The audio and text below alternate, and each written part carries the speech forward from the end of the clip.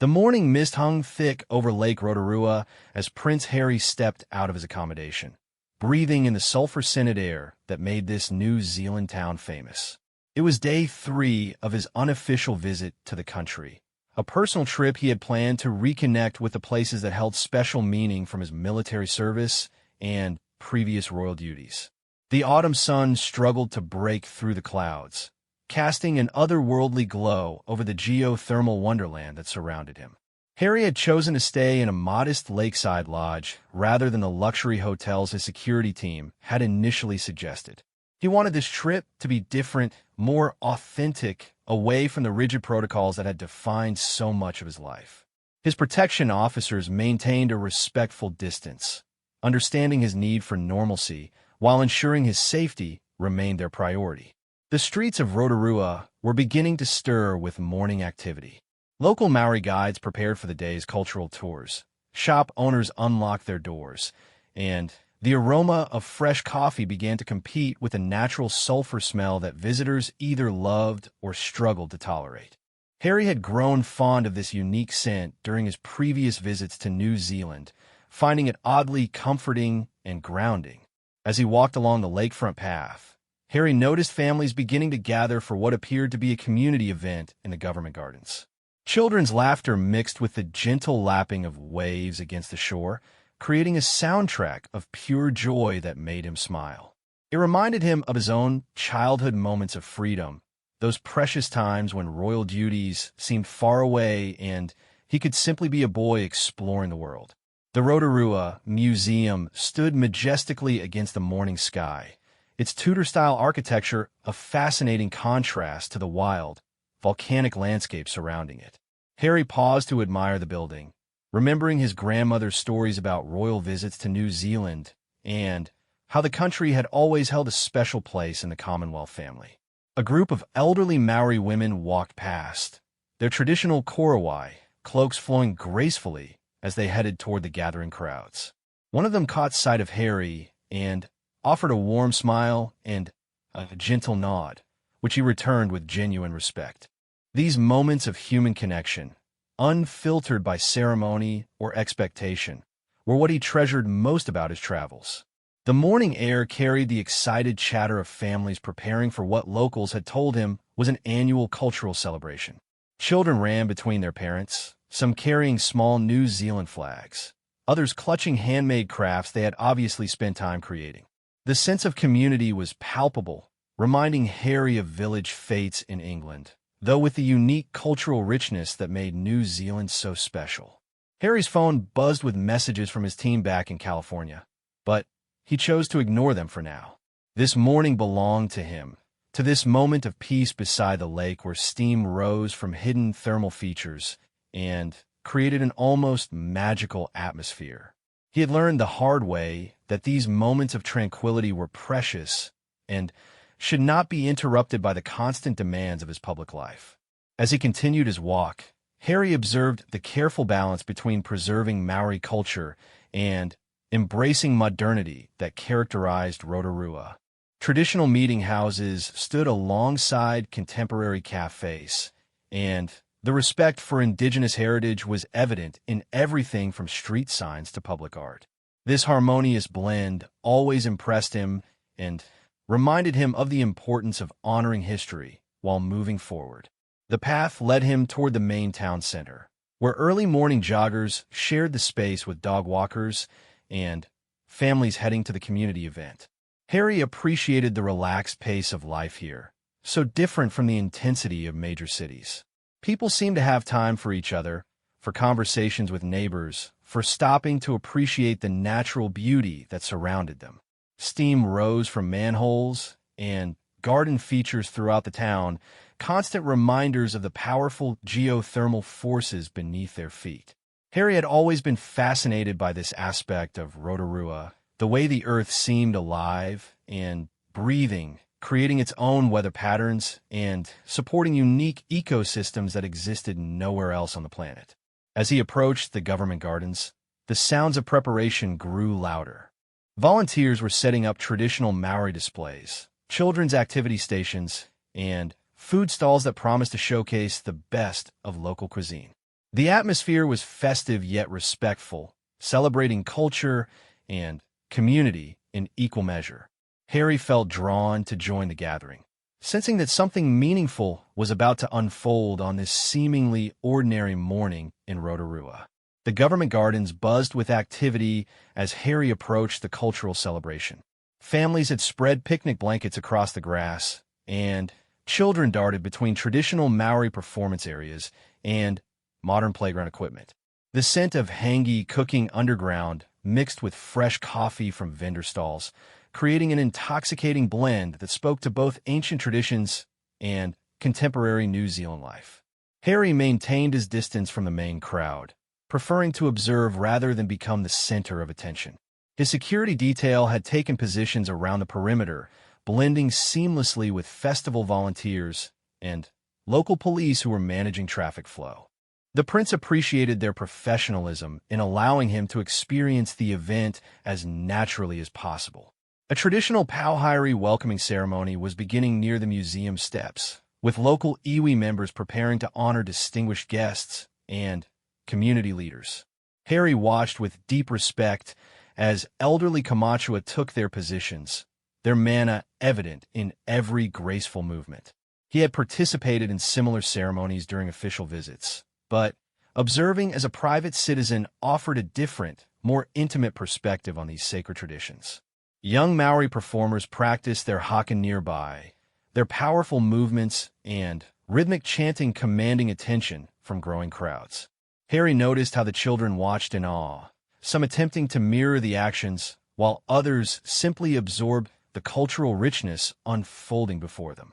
These moments of cultural transmission between generations always moved him, representing the continuity that gives communities their strength.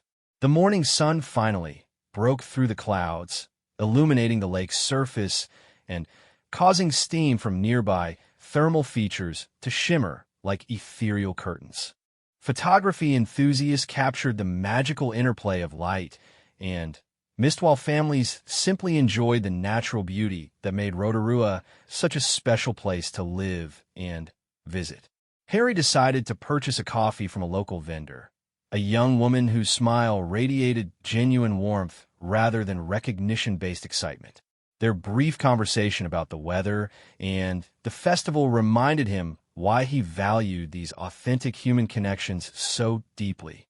She recommended the locally roasted blend and shared that her grandmother had been born in one of the traditional houses now preserved as cultural sites. As he sipped his coffee and continued observing the festivities, Harry noticed a commotion developing near the children's activity area. Parents were calling out, their voices carrying an edge of concern that cut through the general celebration noise.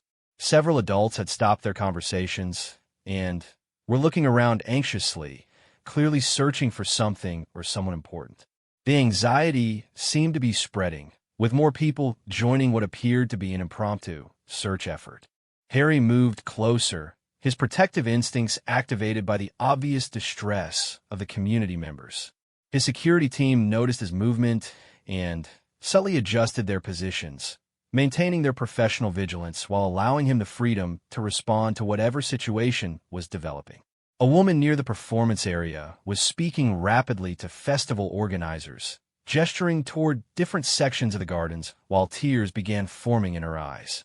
Her distress was evident even from a distance, and Harry could see other festival goers offering comfort and assistance. The tight-knit community nature of Rotorua was immediately apparent in how quickly people mobilized to help a neighbor in need. Harry approached a group of volunteers who were organizing search efforts, their coordination impressive in its efficiency and thoroughness. Local police officers had arrived and were taking statements while community members spread out to check different areas of the extensive gardens. The festival activities continued in the background, but the celebratory atmosphere had shifted to one of focused concern and community solidarity. Through fragments of conversation, Harry began to understand that a young child had wandered away from his family during the morning preparations. The little boy, described as wearing a bright red jacket and carrying a small backpack, had apparently been fascinated by the steam vents and thermal features that made the gardens so unique. His parents had been setting up their picnic area when they realized he was no longer nearby. The search was expanding beyond the immediate festival area to include the wider government gardens complex, with its maze of walking paths, thermal pools, and historic buildings. Harry recognized the geography from his previous visits and understood why a curious toddler could easily become disoriented in such an environment. The geothermal features, while fascinating, also presented potential dangers that added urgency to the search efforts. Community leaders were using the festival's public address system to broadcast descriptions of the missing child, asking all attendees to be vigilant while assuring them that professional search protocols were being implemented. The blend of modern emergency procedures with traditional community support structures demonstrated the best of both worlds working together in crisis. Harry found himself naturally gravitating toward the search efforts, his military training and natural leadership instincts engaging with the situation. He understood the importance of systematic searching and the value of additional eyes and ears in such circumstances. The morning that had begun as a peaceful personal retreat was transforming into something far more significant. Though he could not yet imagine just how profoundly this day would affect both his own life and that of one small boy who had wandered too far from safety. Harry quietly approached the distraught mother, who was surrounded by supportive community members trying to offer comfort while maintaining their own search efforts. Her name was Sarah Mitchell, a local kindergarten teacher whose 3-year-old son Oliver had apparently been captivated by the bubbling mud pools and wandered off while she was helping her husband carry their cultural display materials from their car. The little boy's father, David, was coordinating with police officers near the museum entrance, providing detailed descriptions and recent photographs from his phone. Harry could see the controlled panic in the man's eyes, the way he was forcing himself to remain calm and helpful while his world had suddenly become focused on one terrifying possibility. As a father himself, Harry understood that particular brand of fear with devastating clarity. Sarah described how Oliver had been chattering excitedly about the magic bubbles he could see steaming from various points around the gardens. The 3-year-old had a particular fascination with anything that moved or changed, from fountains to insects to the thermal features that made Rotorua so unique. His curiosity and lack of fear, wonderful qualities in a safe environment, now presented serious concerns given the geothermal hazards throughout the area. Local police had immediately implemented standard missing child protocols, establishing a command post and organizing systematic search teams to cover the extensive government gardens complex. The area included not just the open lawns where the festival was taking place, but also wooded walking tracks, thermal pools, historic buildings, and connections to the broader network of paths that extended throughout central Rotorua. Harry listened carefully as search coordinators divided the gardens into sections, assigning teams to cover everything from the obvious attraction points where a child might wander to the less visible areas where someone could become lost or trapped. His military experience had taught him the importance of thorough, systematic approaches to such operations, and he was impressed by the professionalism of the local response. The festival community had transformed into an extended search party, with cultural performers, food vendors, and families all contributing to the effort while maintaining enough normal activity to avoid panic. Children were kept closer to their parents, but the celebration continued in modified form, demonstrating the resilience and solidarity that characterized small New Zealand communities. Harry noticed that many of the Maori community leaders had taken particularly active roles in organizing search efforts, their knowledge of the local geography and natural hazards proving invaluable. They understood which thermal features might attract a curious child and which areas presented the greatest risks, information that could prove crucial in directing search priorities effectively. One of the elder women, who introduced herself as Mir, explained that Oliver had been particularly interested in a demonstration of traditional cooking methods using natural geothermal heat. The hangi preparation area was located near several active thermal pools, and She worried that his curiosity might have led him to explore those fascinating but potentially dangerous features on his own. As Harry absorbed the details, he found himself mentally mapping the various possibilities and risks based on his own exploration of Rotorua during previous visits. The government gardens connected to an extensive network of thermal parks, walking tracks, and public spaces that could easily confuse a small child. The warm underground springs that made the area so special also created complex terrain with hidden hazards. The search had been underway for nearly 30 minutes when Harry made a decision that would surprise his security team. Rather than remaining a concerned observer, he approached the police coordinator and quietly identified himself, offering his assistance in the search efforts. The officer, initially startled by the realization of who was volunteering, quickly recognized the value of having additional experienced personnel involved.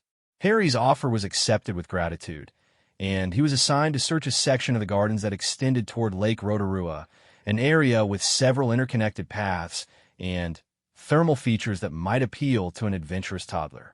His security detail adapted their positions to maintain protection while allowing him to participate meaningfully in the community emergency response. As he began his assigned search pattern, Harry reflected on how his role in this crisis felt more natural and important than many of his official duties ever had. This was not about ceremony or tradition, but about using his capabilities to help a family in genuine distress. The contrast between this authentic human service and the often artificial nature of royal obligations struck him with unexpected force. The thermal features in his search area created an otherworldly landscape of steaming pools, bubbling mud, and mineral-stained rocks that would fascinate any curious child. Harry called Oliver's name regularly, while carefully examining areas where a small person might have stopped to investigate or potentially become stuck or frightened. The beauty of the natural phenomena was offset by his growing awareness of how dangerous this environment could be for an unsupervised 3-year-old. Time seemed to move differently during the search, each minute stretching with the weight of parental anxiety that Harry could feel radiating from the festival area behind him. He understood that every moment of Oliver's absence increased both the potential danger and the emotional trauma for his family. This knowledge drove him to search more thoroughly, more systematically, calling the little boy's name with increasing urgency while maintaining the careful attention to safety that the terrain demanded. Nearly 45 minutes into the search, Harry was methodically checking a network of smaller thermal pools near the lake's edge when he heard something that made him stop completely. Between the gentle bubbling of natural springs and the distant sounds of the ongoing search effort, he caught what sounded like a child's voice, faint but unmistakably human. He held his breath, listening intently while trying to determine the direction of the sound. There was again a small voice that seemed to be coming from an area of dense native vegetation between two larger thermal features. Harry moved carefully toward the sound, calling Oliver's name and receiving what sounded like a response, though the words were unclear. His heart rate increased as he navigated around a particularly active pool, the sulfur smell intensifying as he approached what appeared to be a small natural clearing hidden from the main pathways. Through a gap in the vegetation, Harry spotted a flash of red fabric, the bright jacket that Oliver's parents had described.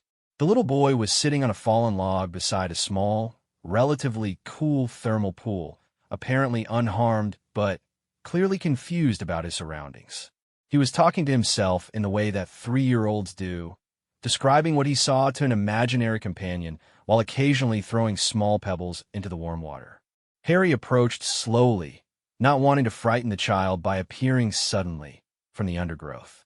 He called Oliver's name gently, and the little boy looked up with curiosity rather than fear. His round face was dirty from exploration, and his backpack was muddy from sitting on the ground, but his bright blue eyes showed no signs of distress or injury. If anything, he seemed delighted by his adventure and eager to share his discoveries. "Hello there, Oliver," Harry said softly, crouching down to the child's level several feet away. "My name is Harry. Your mummy and daddy are looking for you. They're worried because They don't know where you went on your exploring adventure. Oliver nodded seriously, as if this information was interesting but not particularly concerning to him. The 3-year-old began chattering excitedly about the bubbling water and the steam dragons he had been watching, his imagination having transformed the thermal features into a magical landscape populated by friendly creatures.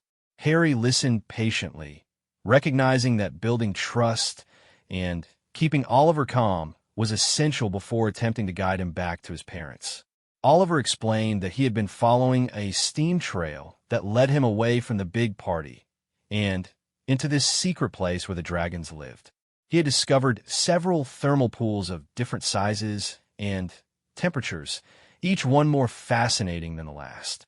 His innocent exploration had taken him through areas that were technically accessible, but off the main tourist paths, explaining why the organized search teams had not yet reached this location. Harry carefully assessed the situation, noting that while Oliver was unharmed, the area around them contained several thermal hazards that could have resulted in serious injury. The little boy had been remarkably fortunate in his choice of resting spot, finding one of the few safe places in a landscape that could have been deadly for an unsupervised child. Establishing communication with his security team, Harry reported Oliver's location and condition while continuing to engage the child in conversation. The relief in the radio responses was immediate and profound, with messages being relayed back to the search command post and Oliver's frantic parents. Harry could hear the celebration beginning even through the static of the communication devices. Oliver was initially reluctant to leave his magical discovery site, explaining to Harry that he wanted to show the steam dragons to his mummy and daddy. Harry patiently negotiated with the 3-year-old, suggesting that his parents would be very excited to hear about his adventure, but that they needed to come back to the safe area first. He promised that Oliver could tell everyone about the dragons and maybe even bring his parents back to see them later. The prince carefully guided Oliver away from the thermal features, taking a route that avoided the most dangerous areas while keeping the child engaged with questions about his exploration. Oliver was a natural storyteller, describing his adventure in vivid detail while maintaining the matter-of-fact tone that young children use when discussing extraordinary experiences as if they were perfectly normal. As they made their way back toward the main search area, Harry found himself genuinely charmed by Oliver's perspective on his adventure. The 3-year-old showed no understanding of the danger he had been in or the distress he had caused his family. To him, this had been a successful exploration mission that had revealed wonderful secrets about the world around him. Harry realized that this experience was providing him with something he had not expected to find during his personal retreat to New Zealand. The simple, direct nature of helping a lost child, the immediate and authentic gratitude of a worried family, and the spontaneous community response to a crisis reminded him of why he had always been drawn to direct service over ceremonial duties. The sounds of the festival area grew louder as they approached, but now the atmosphere carried a different energy. Word had spread that Oliver had been found safe, and the celebration was transforming back into the cultural festival it was meant to be, though now with an additional layer of community joy and relief that made the morning's events feel like part of a larger story of human connection and care. The moment Sarah Mitchell saw her son emerging from the vegetation, holding hands with a tall stranger, her legs nearly gave way with relief. The controlled composure she had maintained during the search crumbled instantly as she ran toward them, tears streaming down her face while David followed close behind, his own emotional control dissolving at the sight of Oliver's bright red jacket and muddy but smiling face. Oliver seemed genuinely surprised by the intensity of his parents' reaction, accepting their tearful embraces with the patient tolerance that children show when adults become inexplicably emotional about things that seem perfectly normal. He immediately began recounting his adventure to his parents, describing the steam dragons and magical pools with the same enthusiasm he had shown Harry, oblivious to the trauma his exploration had caused. It was only as Sarah looked up to thank the man who had found her son that she realized who had brought Oliver safely home. The recognition dawned slowly, followed by a moment of stunned silence before she managed to express her gratitude in words that seemed inadequate for the magnitude of what had just happened. David, still processing his relief at having Oliver back safely, needed several moments longer to understand the surreal nature of their situation. Harry found himself deeply moved by the raw emotion of the family reunion, the pure relief and joy that transcended any considerations of his identity or status. This was simply a family made whole again, and his role in the healing felt more meaningful than any official duty he had ever performed. The authenticity of the moment stood in sharp contrast to the often artificial nature of his public interactions. The Rotorua community, which had mobilized so effectively during the search, now gathered to celebrate Oliver's safe return with genuine warmth and relief. Local Maori leaders offered traditional blessings of protection, while festival organizers insisted that the family be honored as special guests for the remainder of the celebration.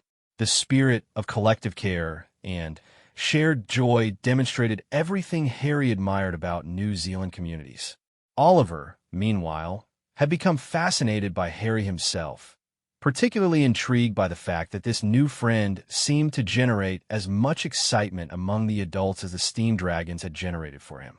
With typical 3-year-old directness, Oliver asked Harry if he was famous like the people on television, leading to chuckles from the gathered crowd, and a gentle explanation that sometimes grown-ups recognized him from pictures.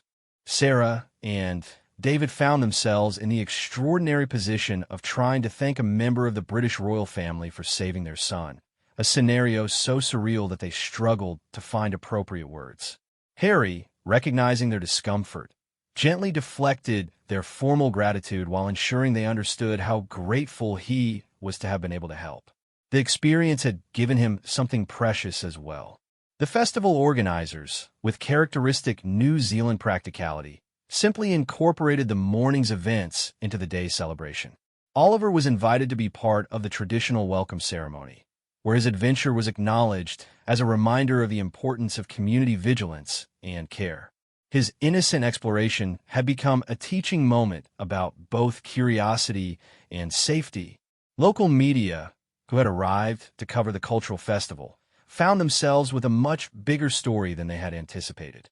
However, Harry's security team worked with festival organizers and police to ensure that coverage focused on the community response and child safety rather than creating unwanted publicity around his personal visit to New Zealand.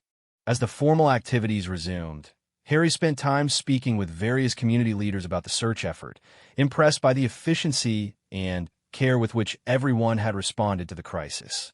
The experience reinforced his belief in the fundamental goodness of people and the strength that communities could demonstrate when faced with genuine need. Oliver, now elevated to celebrity status among the festival attendees, began retelling his adventure story to anyone who would listen, each version becoming slightly more elaborate as his confidence grew. His parents stayed close by, still processing their emotional journey from terror to relief, while marveling at the unlikely circumstances that had brought their family together with Prince Harry. The afternoon continued with Oliver serving as an unofficial ambassador for childhood curiosity, his story becoming part of the festival's cultural narrative. Harry remained for several more hours, genuinely enjoying the traditional performances, local food, and community atmosphere that had drawn him to Rotorua in the first place. As the day wound down, Harry reflected on how this unexpected crisis had provided him with exactly what he had been seeking during his personal retreat. The morning had offered authentic human connection, meaningful service, and a reminder of the simple but profound satisfaction that comes from helping others without ceremony or recognition. When he finally prepared to leave, Oliver insisted on showing Harry his favorite thermal pool one more time, this time safely accompanied by his parents, and with proper understanding of the boundaries that would keep him safe. The 3-year-old's enthusiasm remained undimmed, but his adventure had taught everyone valuable lessons about the balance between encouraging curiosity and maintaining safety. The day ended with Harry carrying with him not just the satisfaction of having helped reunite a family, but a renewed understanding of the kind of service that truly mattered to him. Oliver's parents had invited him to visit their home someday, and the little boy had made Harry promise to come back and see the steam dragons again, creating connections that transcended formal protocols and reminded everyone involved of the simple power of human kindness.